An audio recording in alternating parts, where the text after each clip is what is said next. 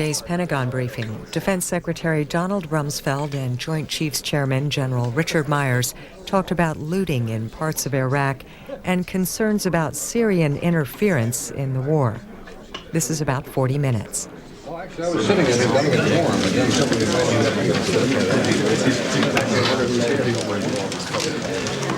my name.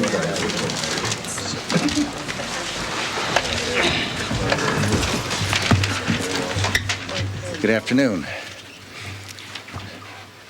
Wednesday's events in Baghdad were remarkable. And yet, the same day, as liberated Iraqis were celebrating their newfound freedom, we lost an American Marine in a firefight in Baghdad and suffered a number of wounded. A sad reminder that the situation in Iraq is still dangerous and that a good deal of work remains. The scenes we've witnessed in Baghdad and other free Iraqi cities belie the widespread early commentary suggesting that Iraqis were ambivalent or even opposed to the coalition's arrival in their country.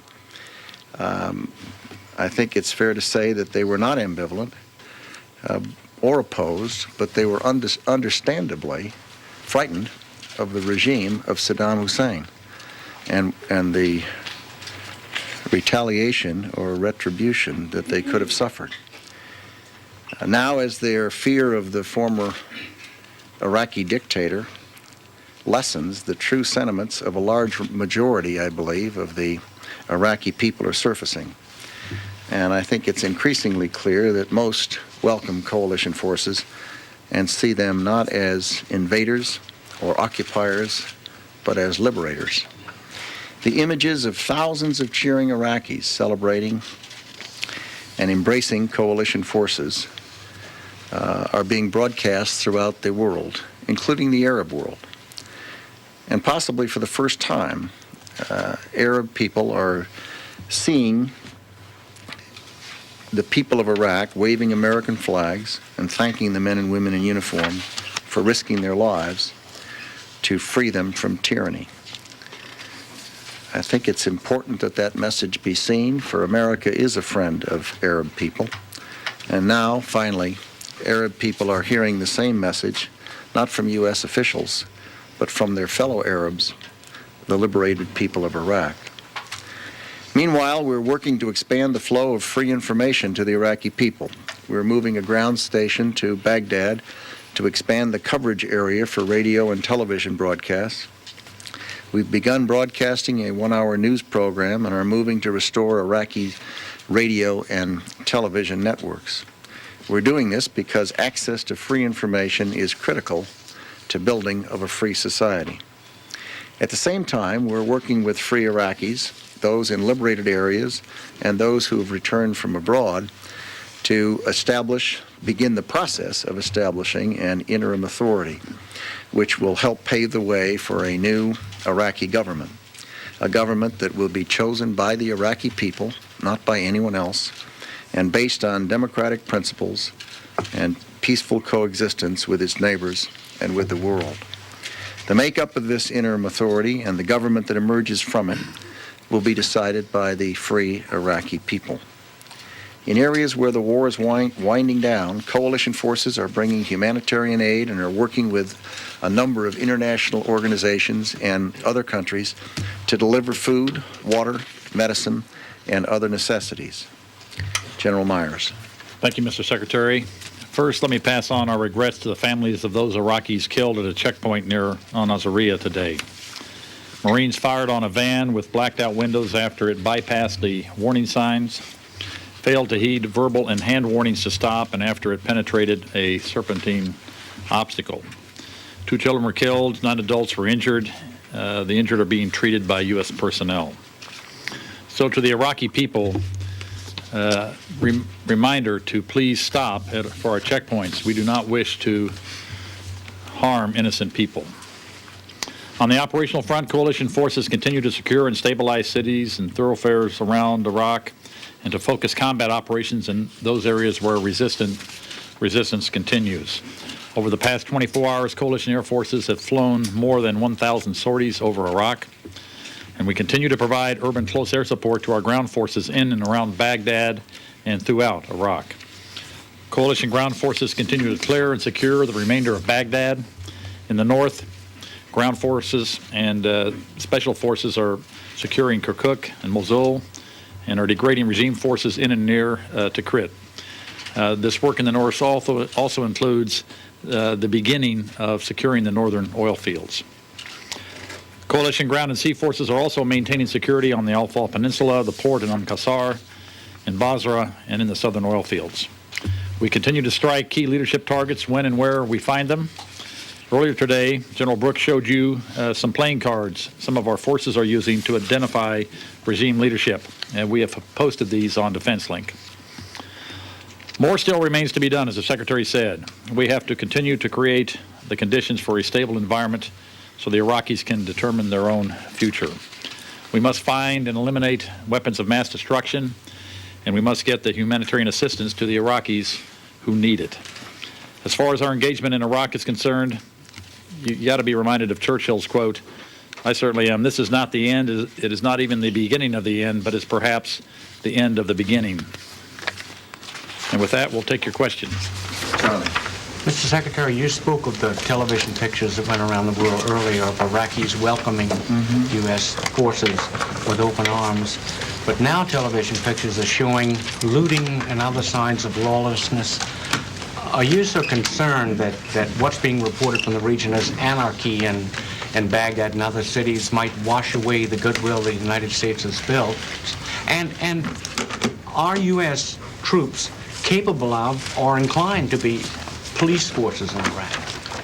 Well, I think the way to think about that is that if you go from a repressive regime that it's a police state where people are murdered and imprisoned by the tens of thousands, and then you go to something other than that, a liberated Iraq, that you go through a transition period. And in every country in my adult lifetime that's had the wonderful opportunity to do that, to move from a repressed dictatorial regime to something that's freer, we've seen in that transition period there's untidiness.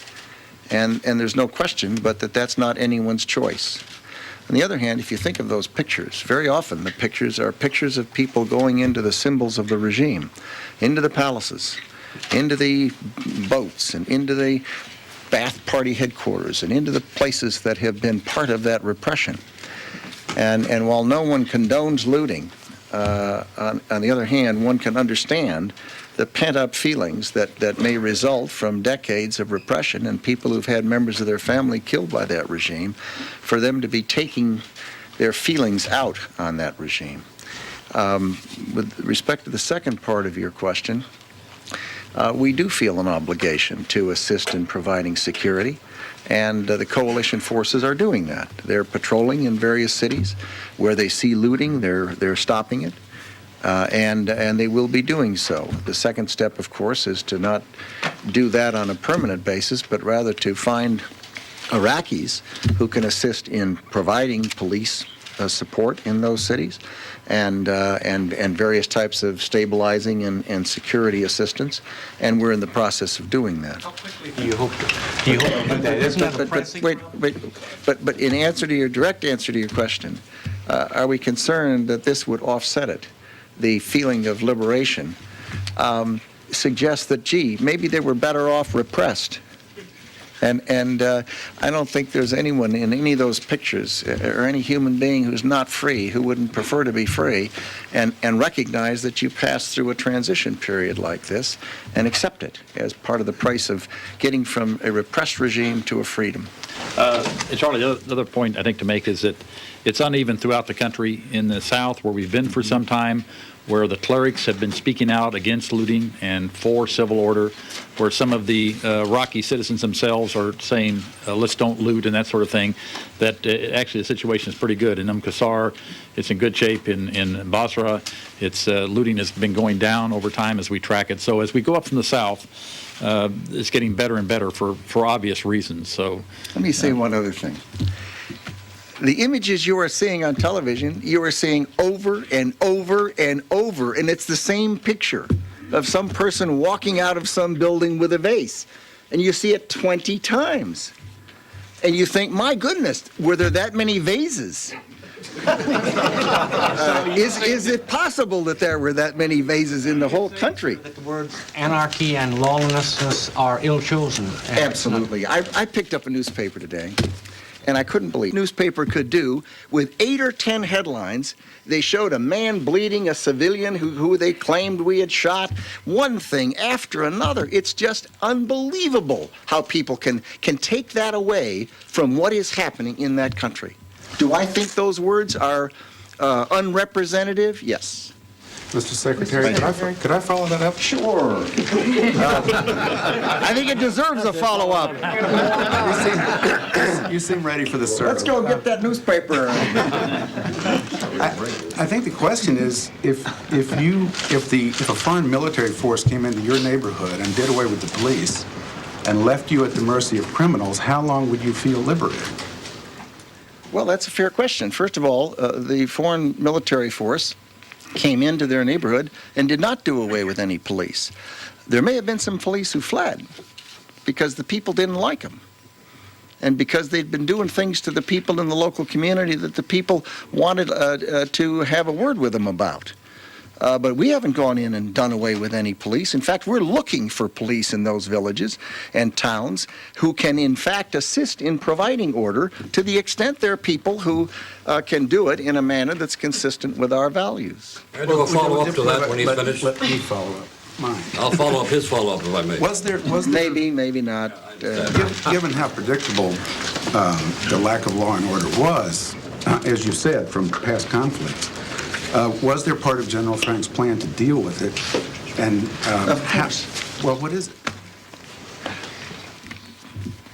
This is fascinating. This is just fascinating. From the very beginning, we were convinced that we would succeed, and that means that that regime would end. And we were convinced that as we went from the end of that regime to something other than that regime, there would be a period of transition. And you cannot do everything instantaneously. It's never been done, everything instantaneously. We did, however, recognize that there was at least a chance of catastrophic success, if you will, to reverse the phrase, that you could in a given place or places have a victory that occurred well before reasonable people might have expected it, and that we needed to be ready for that. We needed to be ready with medicine, with food, with water, and we have been. And you say, well, what was it in the plan? The plan is a complex set of conclusions or ideas that then have a whole series of alternative excursions that one can do depending on what happens. And they have been doing that as they've been going along. And they've been doing a darn good job. Mr. Secretary, I'm asking about what plan was there to restore law and order? Well, let's just take a city. To take the port city, Qasr. What the plan was? Well, the British went in, they built a pipeline bringing water in from Kuwait, they cleared the mine of ports, they brought ships in with food, they've been providing security. In fact, they've done such a lousy job that the city has gone from 15,000 to 40,000. Now think of that. Why would people vote with their feet and go into this place that's so bad? The reason they're going in is because there's food, there's water, there's medicine, and there's jobs. That's why. The British have done a fantastic job. They've done an excellent job. And does that mean you couldn't go in there and take a television camera or get a still photographer and take a picture of something that was imperfect, untidy? I could do that in any city in America. Think what's happened in our cities when we've had riots and problems and looting. Stuff happens. But in terms of what's going on in that country, it is a fundamental misunderstanding to see those images over and over and over again of some boy walking out with a vase and say, oh my goodness, you didn't have a plan. That's nonsense. They know what they're doing, and they're doing a terrific job, and it's untidy, and freedom's untidy, and free people are free to make mistakes and commit crimes and do bad things. They're also free to live their lives and do wonderful things. And that's what's going to happen here. Do a quick follow-up, Mr. Secretary. I think I'll go over here. About my follow-up, Mr. Secretary. There's some Well, we're additional considering it. specificity here. While you have just expressed yet again your dismay at the international news media, in fact, the reporting does factually show there are some certain number of Iraqi citizens that have spoken on camera quite directly about their own concerns about the safety and security in Baghdad and that situation. There have also been absolutely verified reports that it is not just regime targets, but indeed hospitals, banks, other facilities essential to society. The ICRC has been on TV today saying that hospitals are being looted, not regime targets they're speaking of, and that they can't even get there to resupply these essential hospitals. Now, my question is, General Brooks said this morning that the U.S. military did not want to reconstruct the Iraqi police force in Baghdad because the feeling of the U.S. military was that Iraqi police force had been operating against the U.S. military, and he didn't feel that was a secure solution. So with some specificity, what type of Iraqi force can you bring to bear in Baghdad to have Iraqis help restore security, and what types of specific tasks are you now going to assign the U.S. military to do to help restore the situation which the people of Baghdad appear to be concerned about? Hospitals. Well, let's go back to what you said about people. You could take a camera and a microphone and stick it in front of 1,000 people in Iraq today, and you could find someone saying every single thing you've said and every single thing I've said. You're going to find it all across the spectrum. You know, it's the facts on the ground where a person is that determines how they feel about it. And there are some very dangerous places in that country and some very difficult situations. And there is no question, but there is a hospital that was looted. There also is this fact. The Saddam Hussein regime and the Ba'ath Party put their headquarters in hospitals all over that country. They have been doing it systematically. Have we been complaining about that? Have we been photographing that? Have we been bemoaning that? No. Why? Because it wasn't a free press. You couldn't get in to do it. You'd get thrown out. You'd get thrown in jail if you were an Iraqi and you tried to do it. 123 schools were Ba'ath Party headquarters. Is that a good thing to do to a school? Is that a good thing to do to a hospital? No. But was there any complaint about it? No, there was no complaint. Is it true that a hospital was looted? Yes. Is that unfortunate? Yes. Do we have medicines and medical supplies coming in behind to help the people in those situations? You bet we do. But I guess what I'm not hearing here is, in either one of you gentlemen, what tasks, with some specificity if you can, the U.S. military force in Baghdad will now be doing to help calm the situation, or do you just... Well, they're already doing it. They're already going to hospitals that are being looted and stopping it. If you look carefully, you'll see images of people being arrested for looting, and they're walking out with those little white things on their wrists and said, don't do that, and they take them out of there, and they tell them to go someplace else, and that's happening all over the place. Our folks are operating to the extent they can in Baghdad and creating a presence and dissuading people from looting. And for suddenly, the biggest problem in the world to be looting is really notable. Can I I think read that's from a the nice humanitarian? euphemism for what's going on. Yes, You bet. This is the Baghdad report on humanitarian affairs. As you know, we have civil affairs units that are embedded with our combat units. They go into all these cities. They're in Baghdad right now. Here's the report for today. Combat operations continue in many parts of the cities, which we've already said. Many residents are returning to the city. Water, 60% capacity. I don't know that's probably of pre-war, but I don't know. Pre-war capacity. Electric power down on the west side of the city, emergency power to critical facilities. So they're getting emergency power to the critical facilities. Food, adequate supplies are stockpiled. ICRC warehouse secured by coalition forces. Food warehouse has not been looted, as has been reported. Medical hospitals are all operating at reduced rates. ICRCs are supplying water and generators available. Large patient load. And on it goes. But those are some specifics, but we're in there working all those issues. That's always been part of the plan. This is a transition period between war and what we hopefully will be a much more peaceful time. Yes. If I may, Secretary Rumsfeld, Terry Culp from the ACT Newspaper Group. Let me ask a question that is relevant to your duties as Secretary of Defense and General Myers as the chairman for a very successful military operation. And that relevant question is, could both of you address how consistent with your optimistic and most hopeful results has the military operation been to date? And correspondingly, do you and General Myers have the same confidence, in a straightforward way, that the rebuilding of Iraq as a successful society with American assistance will be consistent as you've tried to describe to the group here?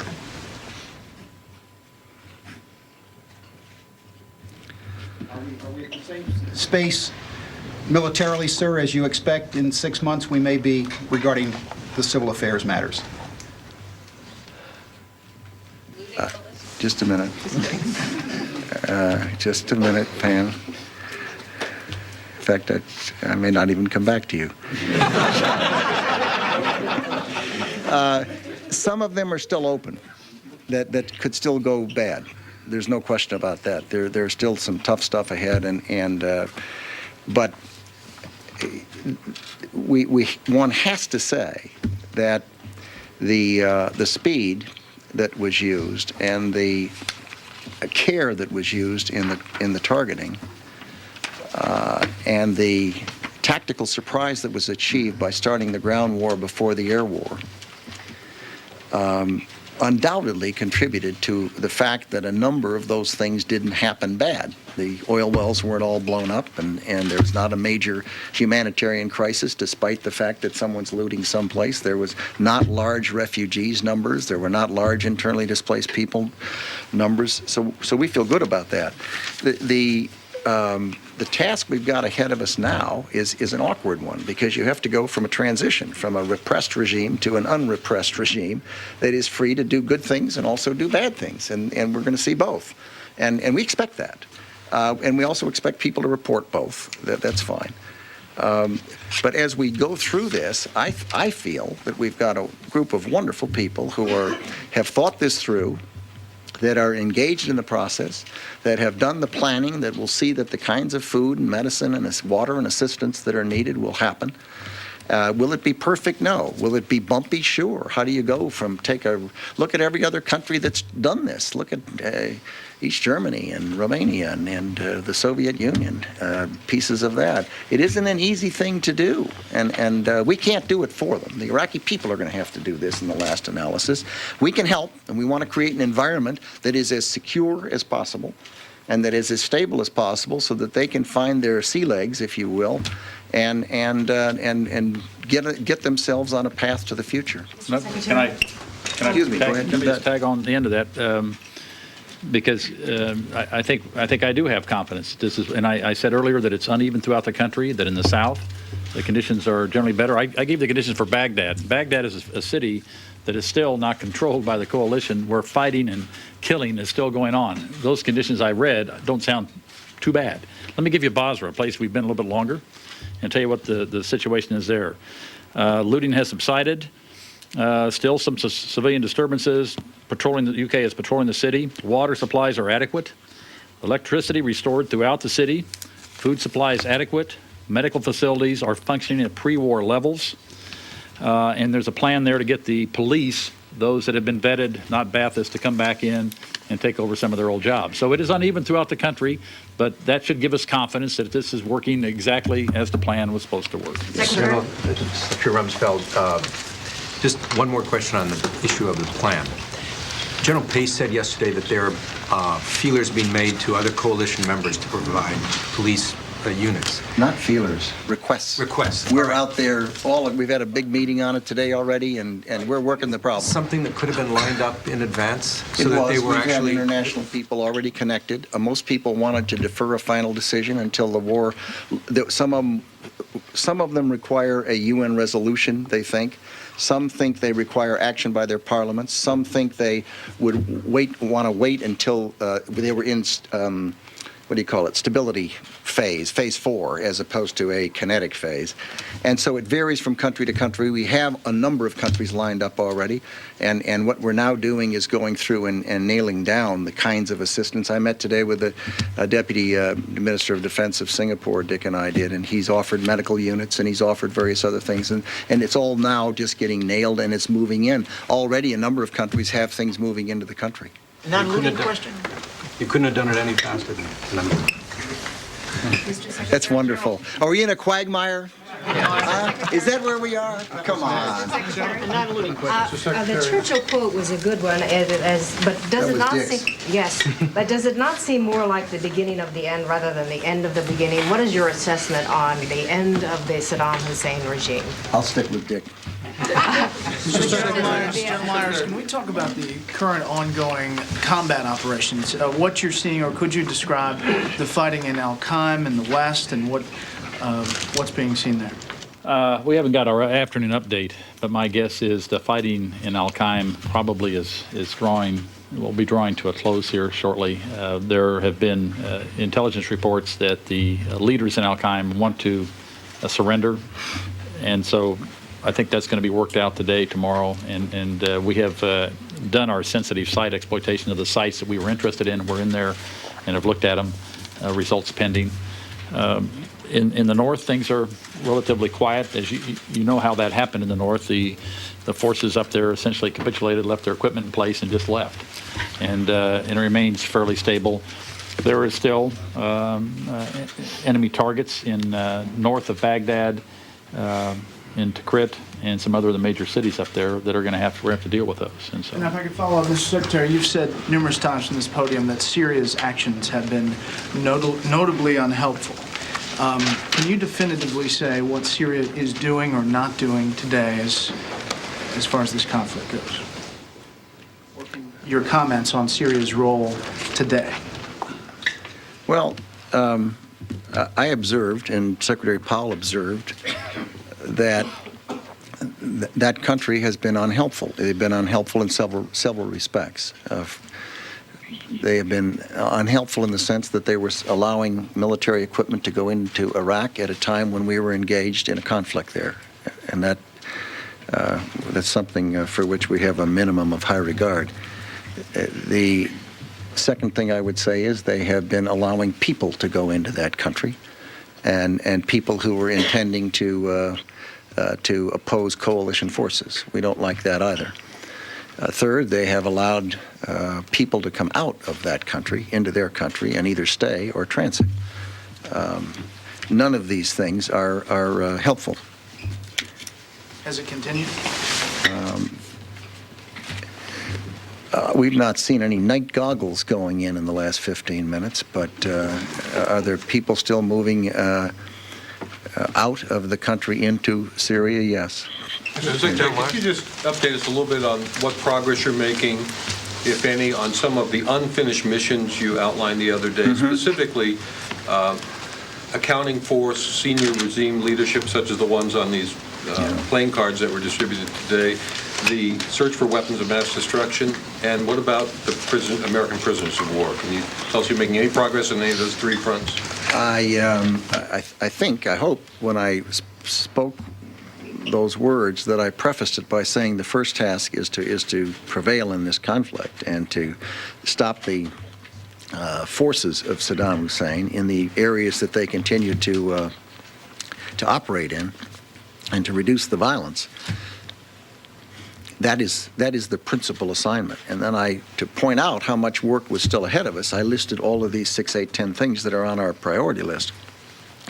They will, of necessity, follow along behind, although, as I said, when there happens to be a weapon of mass destruction, suspect site in an area that we occupy, and if people have time, they'll look at it, and then they'll send things out to be examined and looked at. We clearly have people dedicated to trying to find the prisoners of war, ours and others from the '91 war.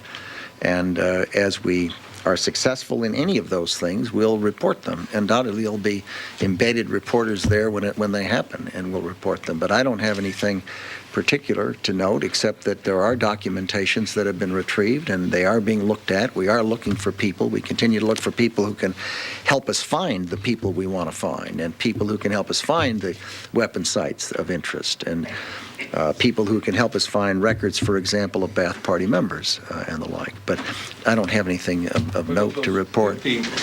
More plus people who are listed today on the most wanted list. Can you account for any of those at this point? Sure, some aren't there. How many? I don't know. Who keeps count? Mr. Secretary? Mr. Secretary. In the, going back to Baghdad for a minute, are there steps that are being taken, for instance, increasing the number of troops there, declaring curfews? There's more troops coming into the country every day. Protecting installations like hospitals with, having... Let's take them one at a time. Yes, yes, yes. There are more troops moving into the Baghdad area every day, as well as other cities. There's more medicine arriving to help with hospitals. There is a curfew, I believe, in Baghdad. Yes, there is. Except for daylight hours throughout Baghdad. We don't control all of Baghdad, but we've suggested a curfew. Mr. Secretary, may I do the follow-up, please? Just his follow-up. Very good question. Why don't you just do an original one? Yeah, it's been so long, Ivan. Why don't you come up with... I'll do an original question, and I'll phrase it then to General Myers.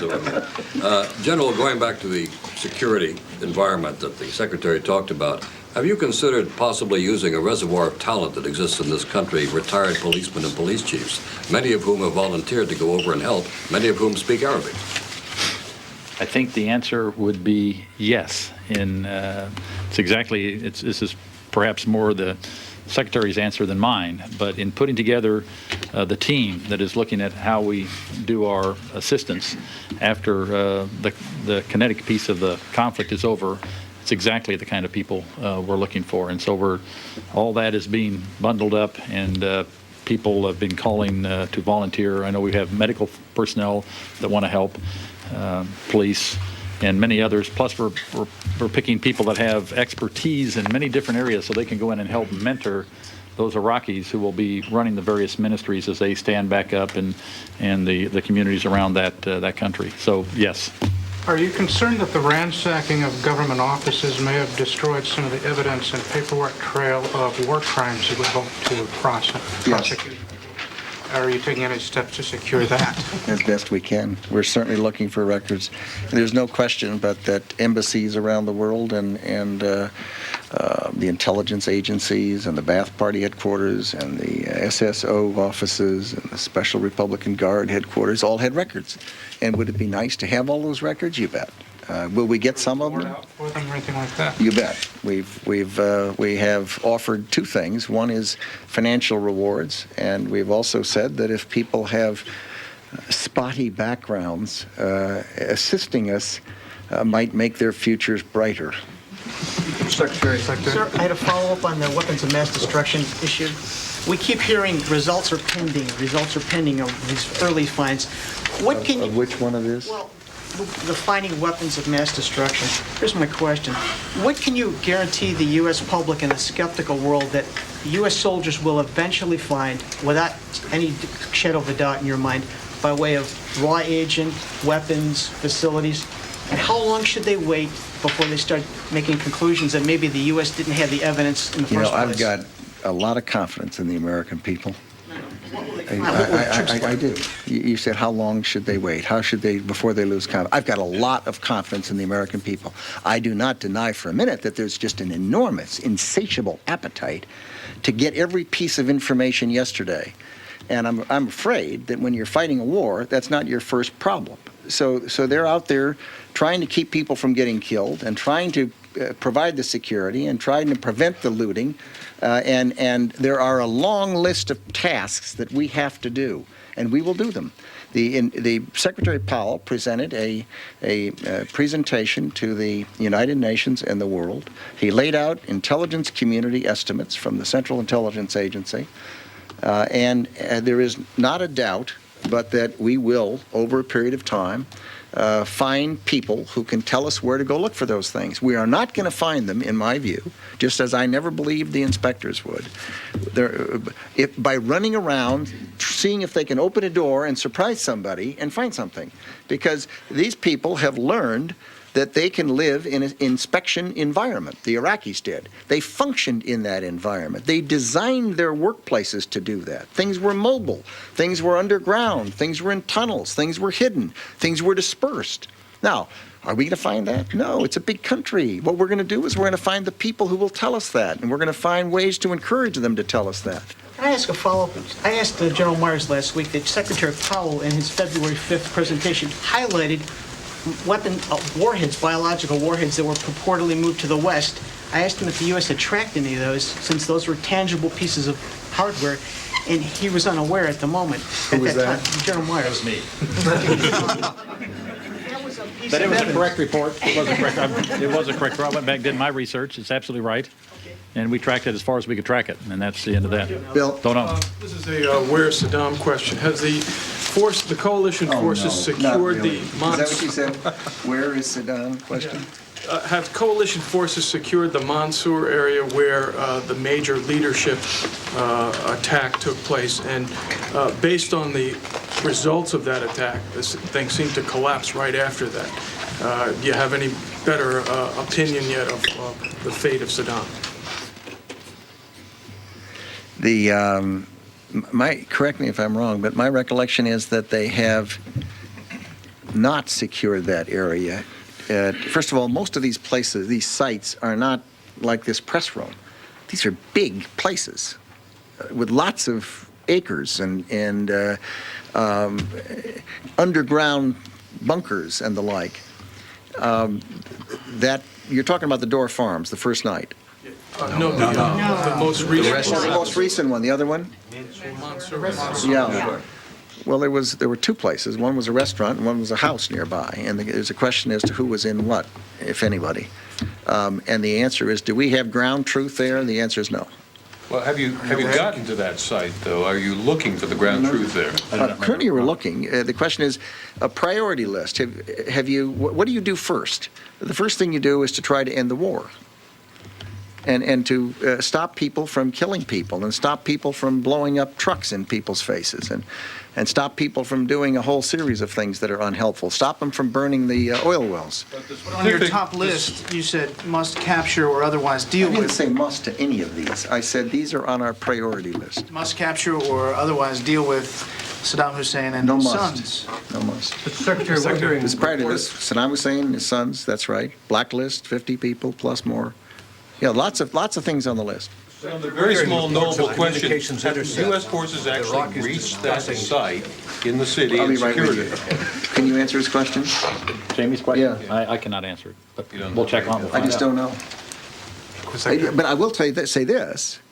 If we did, we might not have found anything anyway. I just want to know if you got it. You're going to have to find people who were there who tell you what happened, or else you're going to have to start digging in rubble. I mean, that's just a fact. That's a reality. And I think our priorities now would not be to be digging in rubble. We have fighting to do in Baghdad. It could be in an area that is not so rubble, and that kind of work is not. That's next. We'll make this the last question. Please don't make a follow-up. Just ask a fresh. It's a fresh question. We're hearing reports of communications intercepts of Iraqis discussing Saddam's death. Are you hearing that? Are there any communications intercepts along that line? I have heard people talk about chatter, unverifiable, with almost any conceivable report of that type you can imagine. That he's alive, that he's not alive, that somebody saw him here, and no, that was his double, well, no, you don't. I do not personally have not personally seen enough intelligence from reliable sources and not single source conclusions, but multiple sources that are reliable, that would enable me to walk up and say that I have conviction that he's dead. I also lack conviction that he's alive. I promise you, I'm not keeping anything from you. If I had conviction, I would say so. And I don't. And I see a lot of information. Thank you. Thank you. Fair enough.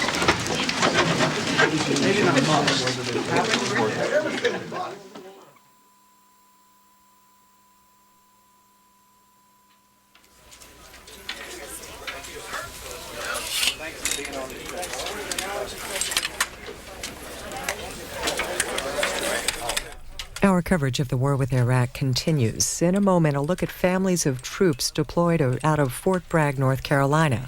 Then 3 international newscasts, a Lebanese newscast from Al Manar TV, then from France 2 TV and Deutsche Welle. And on tomorrow's Washington Journal, we'll hear from 2 U.S. college students on the